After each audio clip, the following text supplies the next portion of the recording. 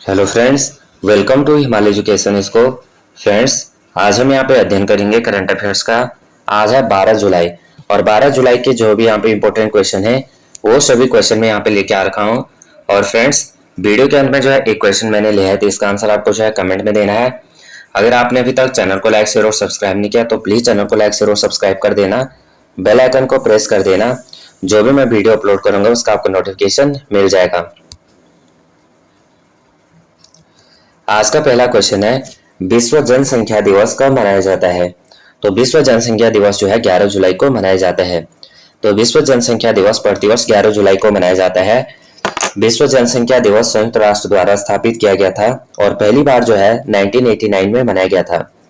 यह विचार जो है 11 जुलाई 1987 को विश्व की जनसंख्या के 5 अरब तक पहुंचने से प्रेरित हुआ था। और विश्व जनसंख्या दिवस 2024 की थीम है, किसी को पीछे न छोड़े, सभी को गिने, leave no one behind, count everyone. किस प्रख्यात तमिल लेखिका को डॉक्टर सी नारायण रेड्डी राष्ट्रीय साहित्य पुरस्कार 2024 के लिए नामित किया गया है? तो ये किया गया है शिव शंकरी। तो शिव शंकरी को तमिल साहित्य में उनके योगदान के लिए डॉक्टर सी नारायण रेड्डी राष्ट्रीय साहित्य पुरस्कार से सम्मानित किया गया है। यह पुरस्कार जो है यह पुरस्कार उपन्यासों, लघु कथाओं और सामाजिक मुद्दों पर निबंधों के क्षेत्र में उनके करियर को मान्यता देता है। यह सम्मान भारत में क्षेत्रीय साहित्य के महत्व को रेखांकित करता है और शिव शंकरी की कृतियां तमिल संस्कृति और समाज पर उनके गहन प्रभाव के लिए जानी जाती हैं। यह पुरस्कार देश भर के लेखकों की भावी पीढ़ियों को प्रेरित करने का काम करती है।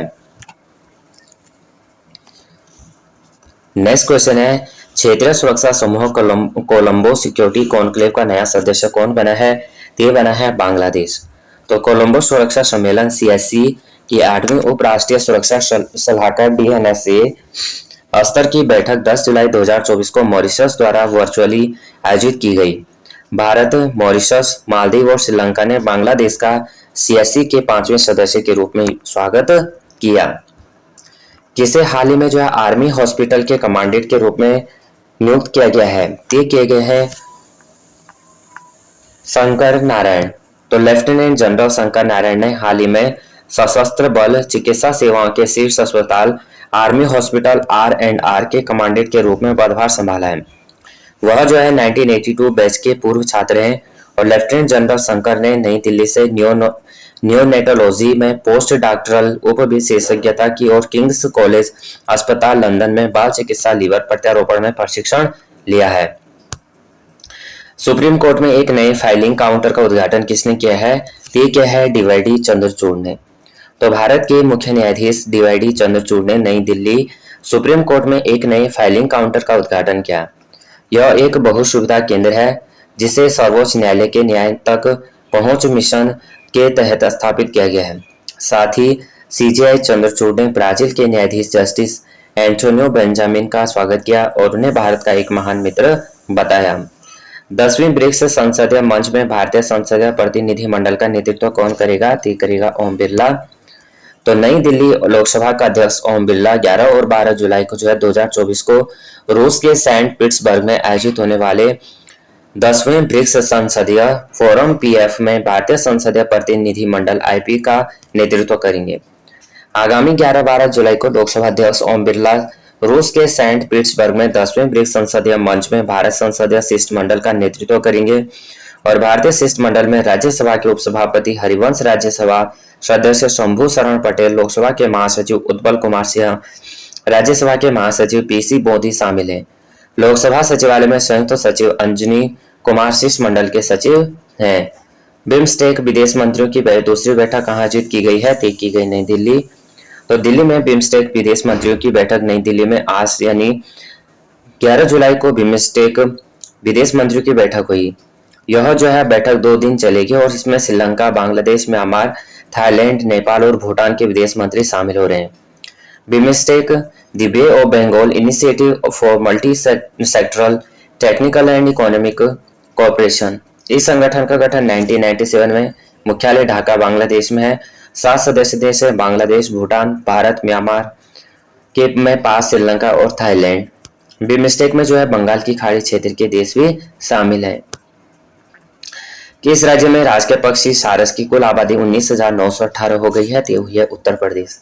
तो 10 जुलाई 2024 को उत्तर प्रदेश के वन विभाग द्वारा जारी नवीनतम 2024 ग्रीष्मकालीन जनगणना के आंकड़ों के अनुसार राज्य पक्षी सारस की कुल आबादी राज्य में बढ़कर 19,918 हो गई है, जो पिछले वर्ष की तुलना में 3,396 की वृद्धि दर्शाता है। राज्य में 10,000 नागरिकों की मदद से वन विभाग द्वारा ग्रीष्मकालीन जनगणना आयोजित की गई थी। उत्तर प्रदेश में भारत में सारस पक्षी की सबसे बड़ी आबादी पाई जाती है। 2021 में जो है राज्य में 17,329 सारस किरण की गिनती की गई थी, जो 2022 में बढ़कर 19,188, 2023 में 19,522 और 2024 में 19,918 हो गई है। इस प्रकार जो है 2024 में पिछले वर्ष की तुलना 396 पक्षियों की वृद्धि हुई है। तो कितने? 396 पक्षियों की यहाँ पे वृद्धि हुई है। 10 वर्षों में जो है पहली बार राज्य के मऊ वन प्रभाग में 6 सारस पक्षी गिने गए और पक्षियों की गणना उत्तर प्रदेश के वन क्षेत्र में की जाती है, न कि निजी भूमि पर जहां पर भी ये पक्षी अक्सर पाए जाते हैं। सारस पक्षी तो यहाँ पे 2014 में जो है उत्तर प्रदेश का राज्य पक्षी घोषित किया गया था।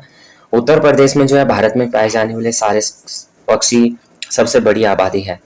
सारस पक्षी दुनिया का सबसे ऊंचा पक्षी है जो उड़ सकता है और सारस पक्षी आर्द्र भूमि क्षेत्र में घोंसला बनाते हैं। यह पक्षी वन्यजीव संरक्षण अधिनियम 1972 की अनुसूची IV में शामिल है, यानी अनुसूची 4 में। तो भारत और किस देश के बीच जैविक उत्पादों के लिए ऐतिहासिक समझौते पर हस्ताक्षर किए गए हैं? तो किया है ताइवान। तो भारत और ताइवान के बीच जैविक उत्पादन के लिए पुरस्कृत मान्यता समझौता किया गया, नई दिल्ली में किया गया। जैविक उत्पादन जैविक कृषि द्वारा उत्पादित सामग्री से बनाया जाता है और सबसे प्रसिद्ध जैविक उत्पादन जैविक खाद्य पदार्थ है। कपड़े और व्यक्तिगत वस्तुएं भी जैविक उत्पाद के अंतर्गत आते हैं। हाल ही में नाटो शिखर सम्मेलन का आयोजन कहाँ किया गया? तो किया गया वाशिंगटन। तो सैन्य गठबंधन नाटो के शिखर सम्मेलन का आयोजन अमेरिका के वाशिंगटन में किया गया। इस सम्मेलन में यूक्रेन की सदस्यता पर विस्तार से चर्चा की गई और साथ ही यूक्रेन को अगले 2 वर्ष के भीतर सैन्य सहायता के रूप में न्यूनतम 40 बिलियन यूरो $43.28 बिलियन की धनराशि प्रदान करने पर विचार किया गया। नाटो जो है 32 सदस्य देशों का एक अंतर सरकारी सैन्य गठबंधन है। आज का क्वेश्चन है फ्रेंड्स, सुप्रीम कोर्ट में नए फाइलिंग काउंटर का उद्घाटन किसने किया है? तो इसका आंसर आपको जो है कमेंट में देना है। फ्रेंड्स, ये वीडियो आपको थोड़ा भी हेल्पफुल लगती है तो प्लीज वीडियो को लाइक शेयर और सब्सक्राइब कर देना, बेल आइकन को प्रेस करना। जय हिंद, जय भारत।